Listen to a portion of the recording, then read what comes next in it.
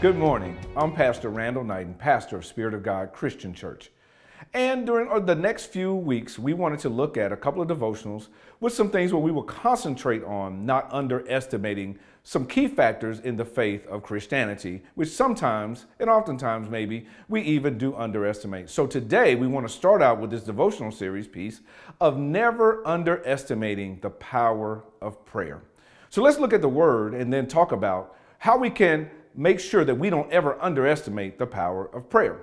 In James chapter 5, verses 15 through 17, in the New King James Version, it says it this way: "And the prayer of faith will save the sick, and the Lord will raise him up. And if he has committed sins, he will be forgiven.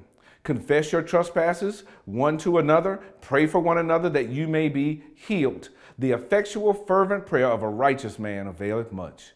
Elijah was a man with a nature like ours, and he prayed earnestly that it would not rain, and it did not rain on the land 3 years and 6 months.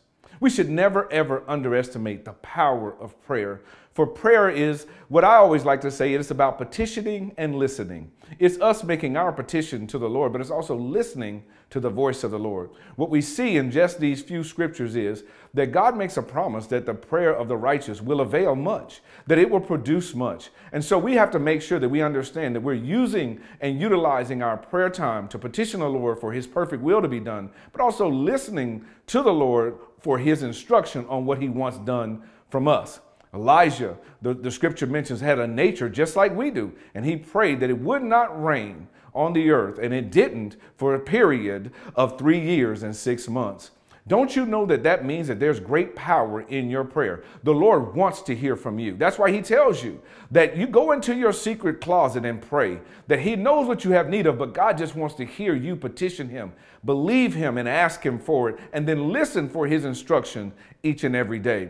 So whatever it is that you may be dealing with, I want to make sure that you know that there's power in your prayer life, that God hears the prayers of his people, and make sure that you take the time out today to petition the Lord with what's on your heart. But then also you take the same amount of time to listen to the voice of the Lord so you can receive instruction and information so that you will stay in tune and in step and in touch with God. I'm Pastor Randall Knighton. You have a marvelous Monday.